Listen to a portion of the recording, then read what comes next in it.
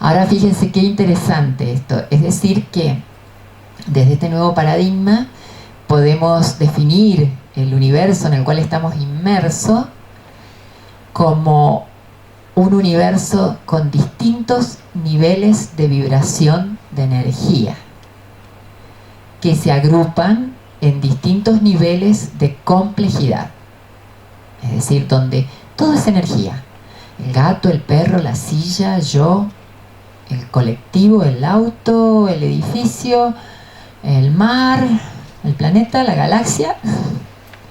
Todo es energía con distinto nivel de vibración y con distintos niveles de organización y complejidad.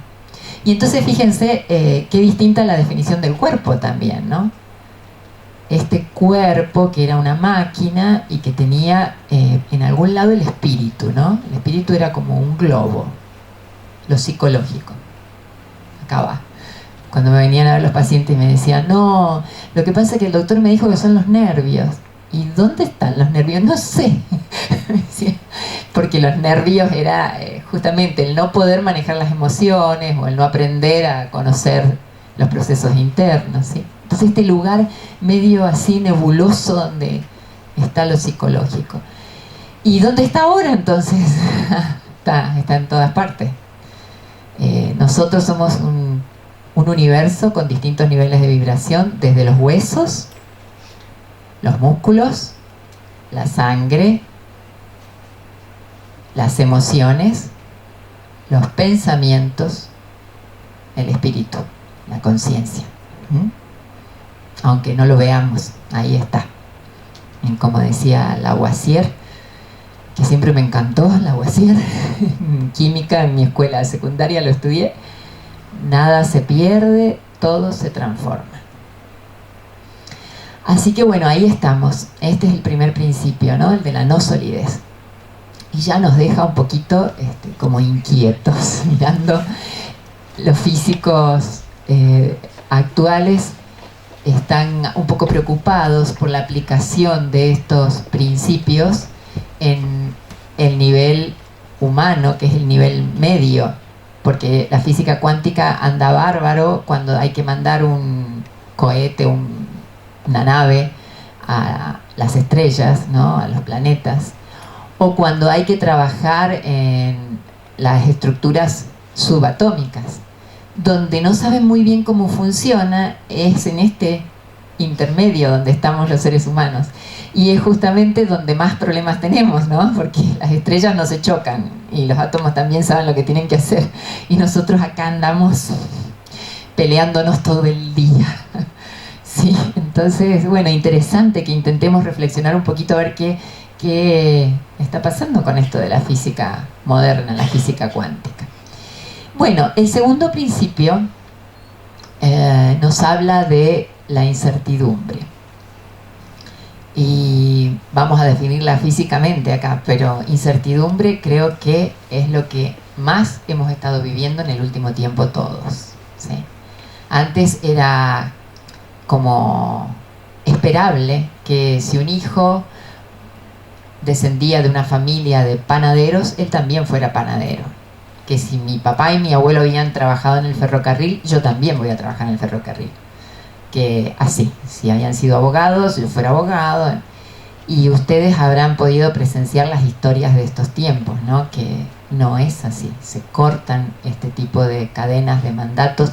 Y es más, aunque uno quisiera permanecer en la misma empresa mucho tiempo, no permanece, porque hay cambios más rápidos, Así que bueno, esto es la incertidumbre. Pero el que tuvo mucho que ver con esto fue Heisenberg, físico también, y que dijo que la materia no existe en forma determinada en ningún lugar del espacio, ni en ningún tiempo determinado.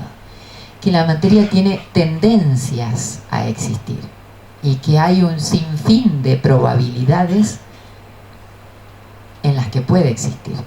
Y que eso va a depender de otros factores que vamos a ver después en los otros principios. Ahora miren qué interesante esto, ¿no? Como que esto de la incertidumbre que nos pone un poquito de angustia porque salimos de lo seguro, ¿no? lo incierto nos da angustia. Pero por otro lado nos está abriendo la puerta a un sinnúmero de probabilidades. Salimos de lo seguro, pero cajita cuadrada con llave, ¿no? Empezamos a expandirnos hacia un universo, un horizonte mucho más amplio. Así que bueno, bienvenido al principio de incertidumbre, bienvenido.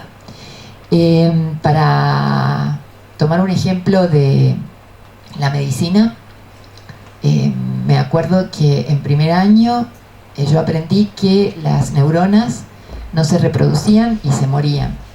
Y que, bueno, en la medida que se nos iban muriendo nos íbamos quedando sin neuronas, así que había que cuidarlas. Y el que tenía un accidente cerebrovascular, es decir, se le rompía un vaso en el cerebro, tenía un infarto o algo de eso, bueno, qué pena, perdía un montón de tejido cerebral y ya no iba a ser el mismo. Y bueno, la ciencia fue avanzando, la medicina, la neurología, investigando, y apareció esto de la neurogénesis y la neuroplasticidad. Entonces, se ha descubierto que hay células en el cuerpo humano que pueden generar neuronas nuevas.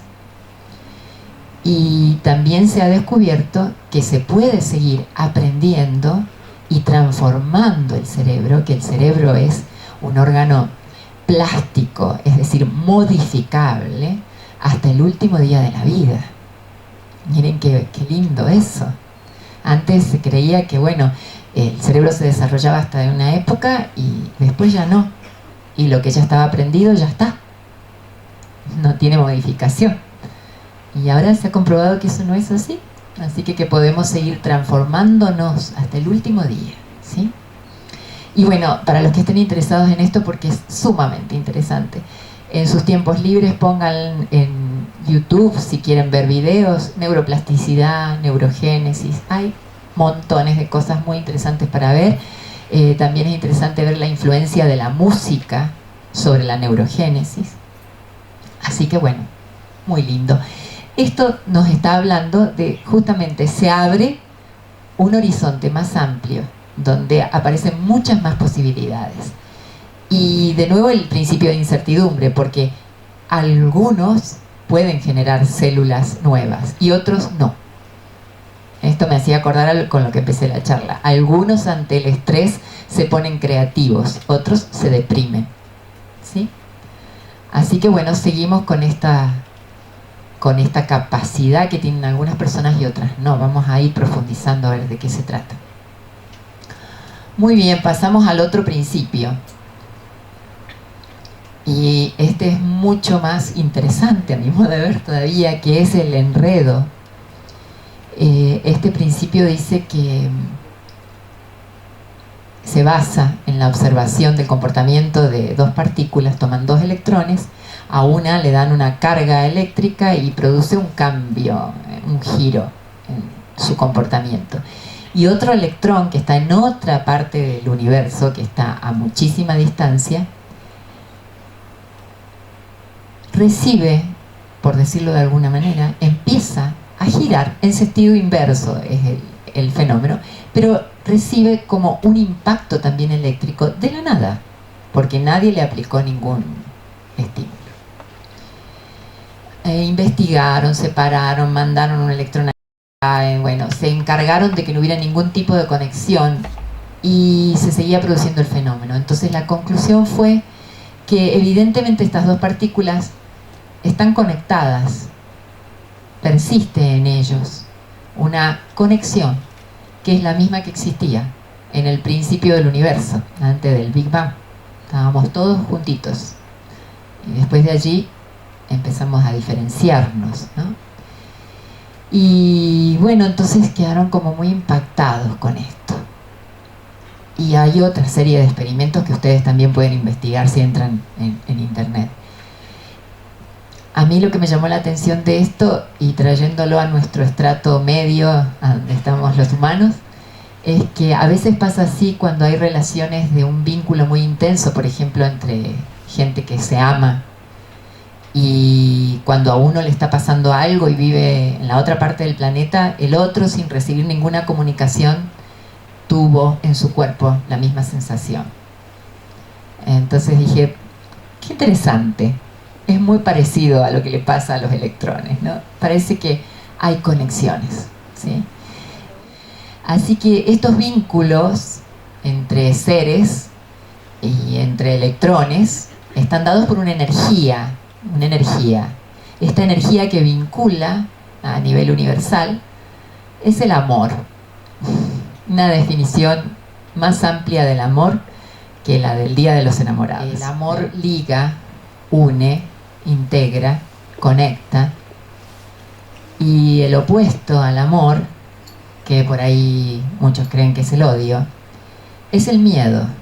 Es el miedo.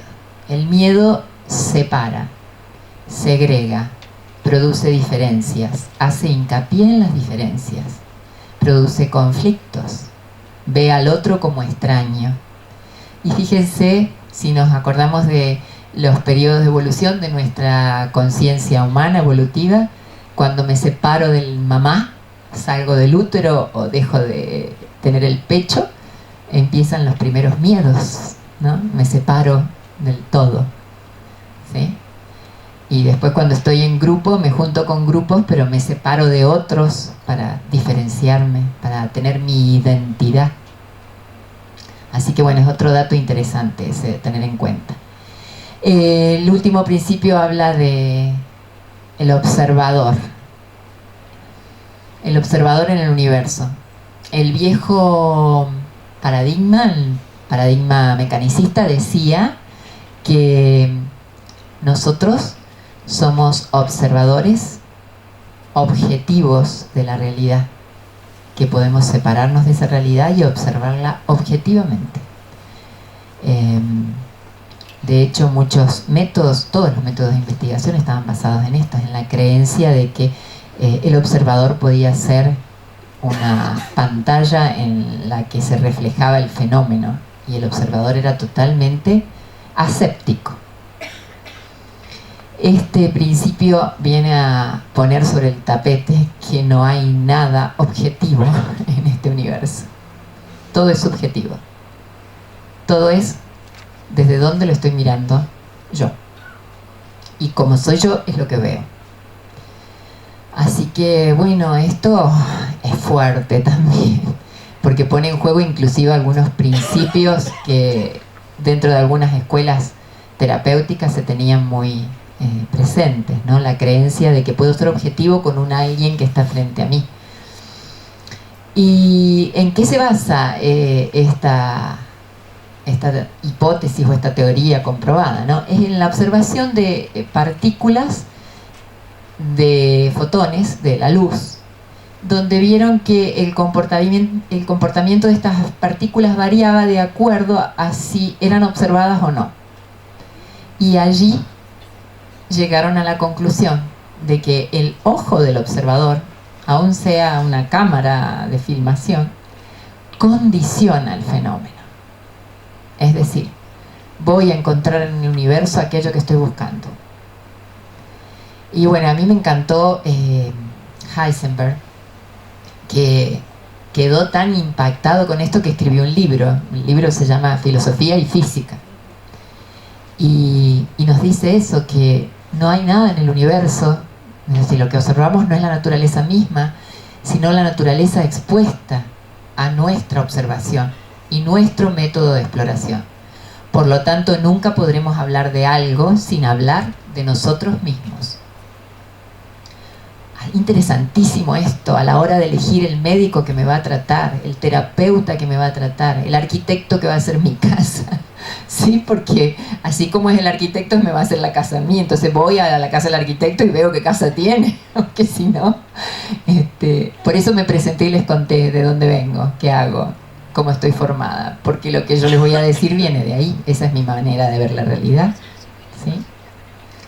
Así que bueno, nos pone esto en un lugar espectacular, porque es un lugar de poder impresionante.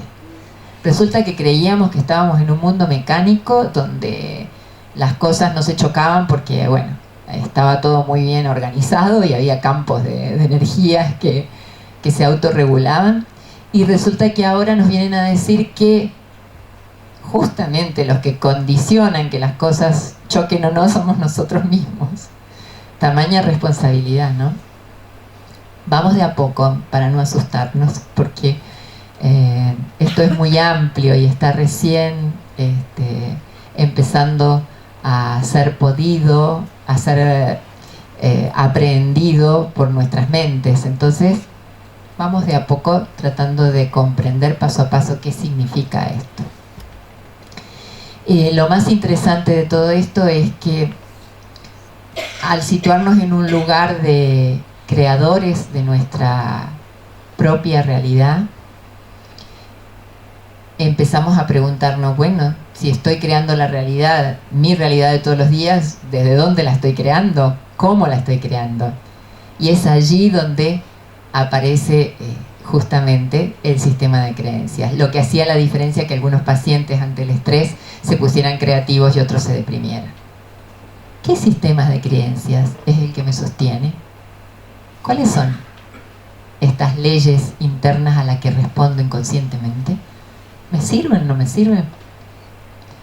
Hay un oncólogo en Estados Unidos muy conocido que es Carl Simonton, que tiene una clínica de tratamiento para pacientes con cáncer, muy exitoso, hace mucho tiempo, como 30 años.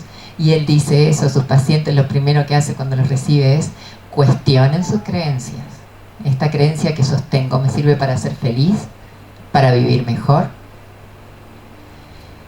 El librito está muy lindo, es Getting Well Again, que es volver a sentirse bien, y lo pueden encontrar por ahí, así que el que quiera puede consultarlo. Así que bueno, tamaña responsabilidad, somos creadores de nuestra realidad. Y entonces bueno, vamos a empezar a indagar un poco, a ver desde dónde vienen nuestras ideas, cómo es que las vamos armando. Y para esto, bueno, ¿qué tenemos que hacer? Tenemos que ir a preguntarle a otro que nos diga cuáles son nuestras creencias. Corremos el peligro de que el otro, a través de su forma de ver la realidad, nos diga, nos ayude, pero también nos impregne de sus propias creencias. Así que en algún momento vamos a tener que quedarnos solitos, quietitos y en silencio para poder autoobservarnos y ver nuestra propia realidad interna, ¿sí? Entonces en algún momento tenemos que hacer una detención de la marcha y empezar a escucharnos internamente, ver qué ideas aparecen y ver qué sucede con nosotros. En el transcurso habitual de nuestras vidas, de nuestras actividades, es difícil hacer silencio. Primero porque estamos remetidos en un montón de actividades. Nos suena el teléfono, nos están mandando mensajitos de texto, tenemos que contestar mails urgentes, tenemos familia, tenemos perro, gato, tenemos amigos y andamos para arriba y para abajo todo el día apuradísimos. Entonces, ¿en qué momento hago silencio? Entonces, para los que nunca han hecho silencio, está bueno que un día se propongan quedarse en casa en silencio y cerrar todos los canales hacia el mundo externo. ¿Qué pasa cuando uno hace eso? Pasa que la atención que está puesta en múltiples cosas hacia afuera, mirando al otro, empieza a volverse como un faro reflector hacia uno mismo, ¿no? Y entonces ahí empiezo a poder registrar lo que va pasando por mi mente y empiezo a comprender y a entender quién soy. Para esto les voy a contar un poco de mi experiencia personal y